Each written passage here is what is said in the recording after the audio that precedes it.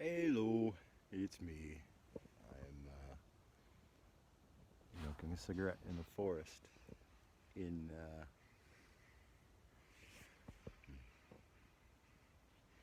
could do this in a second. Hey, Reed, you're looking really good.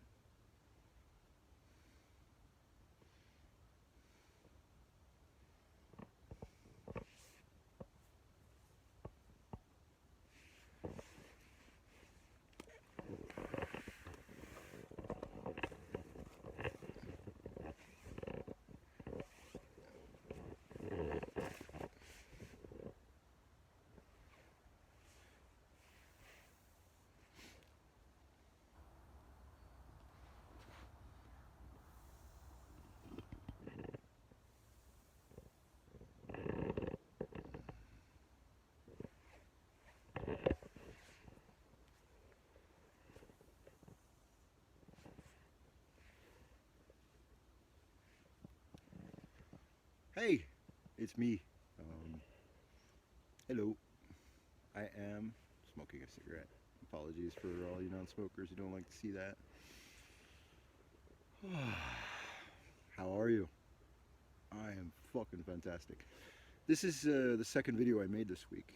The first video I made, unfortunately, was way too dark because I was standing by a lake when ravens were roosting up above on the tree, and it was really beautiful. But then I noticed it was getting dark because it was sunset and it was already gray.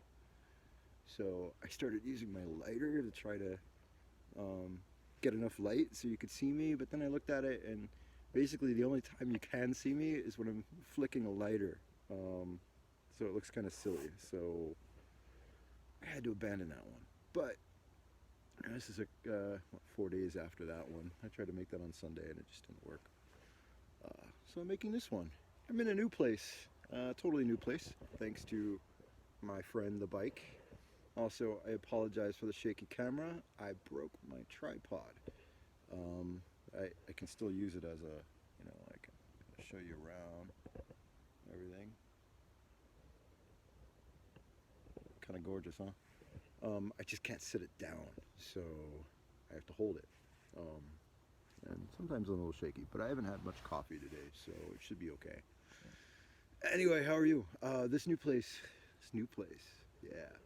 So I forgot that this was like really close by everywhere else that I've been. It is well, it's a town, and yeah, as you saw, there was a little chateau castle. Castle's not super old. I think it's only like 700 years old or something. It's so crazy to say. Oh, I think it's only 700 years old. But there are a bunch of towns here that all have the name Leinster in them. There's Young Leinster, there's Out Leinster, there's Berg Leinster, there's Grau Leinster. Um, so, young, old, town, gray. Um, the prefixes make sense, but the Leinster thing was it's always really interesting to me. And I'd heard a theory that it was actually like an old family that had ruled this area, but actually it isn't. It turns out that when the Romans settled this area, they had a little encampment, a little town that they had built on the ruins of a Celtic town. They're called Oppidum in to the Romans. The Romans called them Oppidum. Anyway, so that town was I think it was Leicester or something like that. And so after hundreds and hundreds of years, it kind of changed, and became Leinster. Um, so out Leinster is old Leinster, old Roman town, or old town that had that Roman name. And Young is the newer version. That was actually the where the first like church stuff started happening around here. There, and also a town called Echternach, which is beautiful. I'll show you sometime. But they all bear this old Roman name. So, that town, that Roman town, fort, encampment, whatever, that's like 2,000 years old.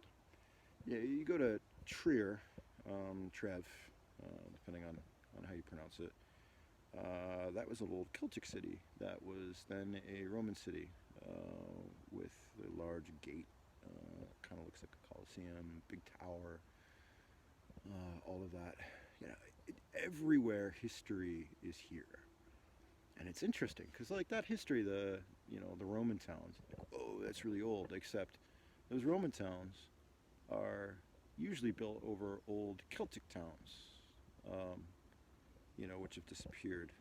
In France, not too far from here, like 100 kilometers, maybe 150.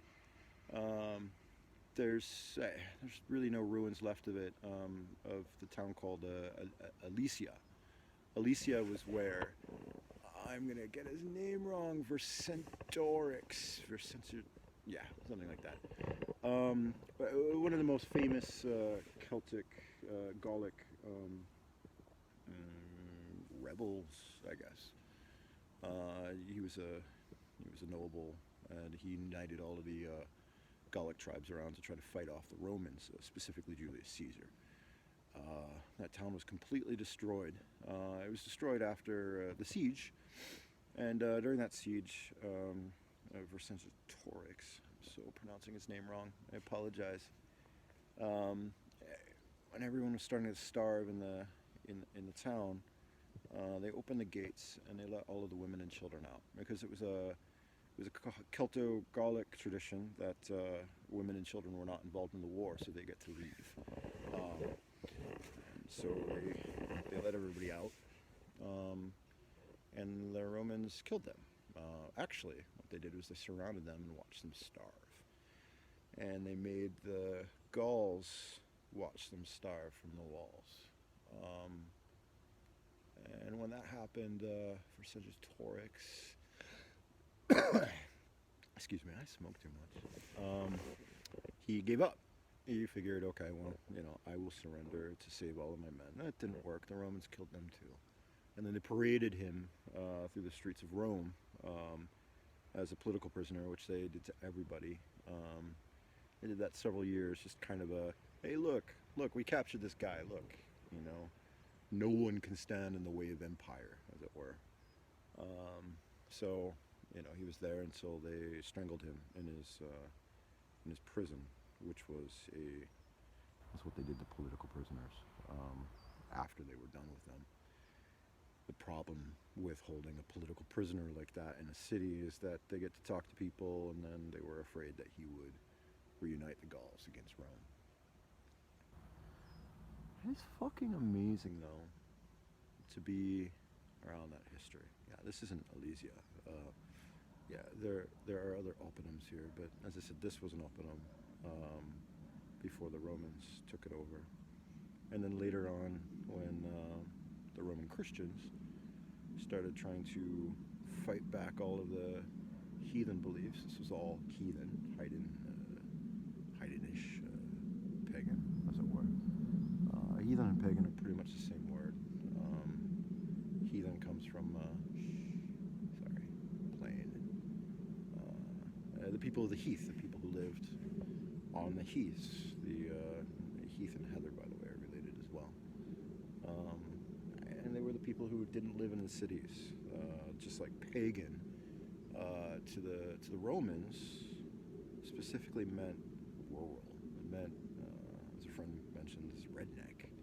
They were the people who had the old beliefs that were never civilized, never cared too much for what was in the city. And of course, later on, the Christians decided to describe all of the old beliefs as pagan or as heathen. They came through, brave missionaries going through forests that were so scary and dark because they were full of spirits and old gods. And then they would settle a monastery, and then that monastery would be, an outpost of Christianity in the dark ages, as it were. It wasn't dark. It wasn't dark at all. There was life. There was a lot more life, actually, once the Roman civilization kind of fell, because people could be themselves again. They didn't have to pay taxes and tariffs and give up their sons to the Roman army any longer. And going to show you a little bit more.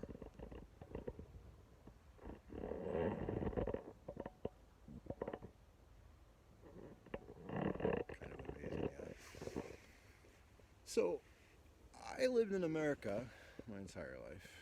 I was born in a place called Appalachia, which is southeast Ohio, West Virginia, a little bit of Pennsylvania, this whole kind of area.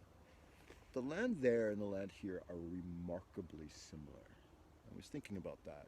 I've thought about that a lot. But, you know, the region between, you know, northeastern France, Luxembourg, southern Belgium, and then like western Germany, like the Trier area, the Ardennes is the big forest. This whole region is a whole lot like Appalachia. Fewer caves, but there's still caves. But the places where it just sort of drops off. But everything is hills. My quads are getting amazing now, by the way. I would show you, but I'm wearing pants, so I can't really take off my pants right now to show you how good my quads are. But biking up and down hills all of the time, even with a electric assist on your bike, will make your quads pretty massive. Yeah, the region is the same, and I remember being a kid, always imagining, you know, I wonder what it was like when people lived here. And of course, people did live there. The Native American tribes that were there, specifically the Shawnee, you know, they lived there. They didn't actually settle permanently. It was not really seen as a good place to, you know, be for a long time.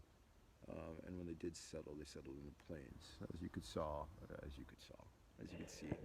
of show you. It's a massive valley, chosen because it was hidden, actually. Interesting. There's no big river or anything. One of those things that you would expect to see, you know, for an old settlement. Instead, it was hidden. There's also some rocks nearby that are called, I think, the Devil's Teeth or something like that. That was part of the Roman road, and the Romans called them the Devil's Teeth, probably getting them. Devil's Teeth was not their word, but something similar to that. You know, the Christians later said, well, devil, because everything had to be the devil. But there was more than likely lots of old worship here. Old shrines, old life, old belief that sometimes I feel like you can still feel echoes of when you walk around. It's not so much in the people, but it's in the land.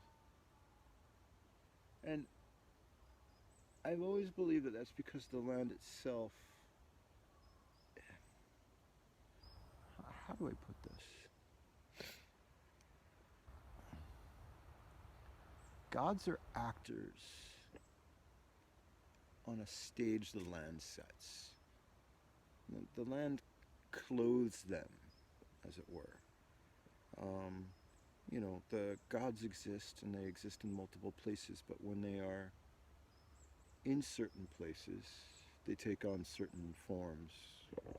They take on the land. The land kind of tells you how the gods exist within a place. And the more I'm here, the more I get these echoes of what the gods were and the gods are here. And though there's not many people, honestly, Europe in general, you see a little bit more of this in Germany than you do in France. You don't really see much in Belgium. You don't really see much in Luxembourg. But Europe in general has been so long removed from pagan worship that you don't see many recreations happening. You know, there are Druids in France, particularly. My friend Philippe is a Druid, and he's taken me to many old Gallo-Celtic sites there. And you go there, and you're like, oh, yep, I see what the gods were like here. Okay. Sometimes I feel like I'm the only Druid in the valley. But I guess it's okay. For now, until there are more Druids here. More people to see the gods.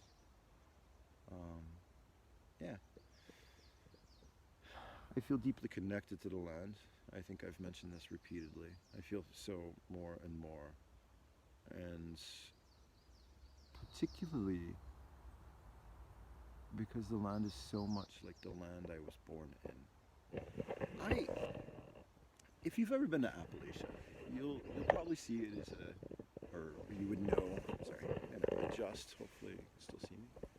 Oh, look, you get some sky, yeah, and some big, massive pine trees. There are a few cedars here too, but mostly pine. God, I love cedar, and I also love pine. It's starting to get dark, so I should probably ride back soon. But when I was young, living in Appalachia, I always thought like, it felt magical. It was so magical. But then it was also kind of trashed. You know, there was a lot of wood cutting going on to make paper. Most of the paper in the United States is made in factories that are made in Appalachia. There's a nuclear power plant nearby, and there's lots of coal mining. They destroy the tops of mountains to get at the coal underneath. So it's a beautiful land, but broken. And yet still, whenever I walked around, whenever I looked out my window, imagined, thought, dreamed. I was between 6 and 12 years old, but I always heard stuff. It always felt like it was where I belonged. But I'll never go back there. I'll never go back there because it was so awful. But then when I'm here in the Ardennes, I remember, and it's almost like there was some part of me when I was older telling myself when I was younger, hey, you'll find this place again.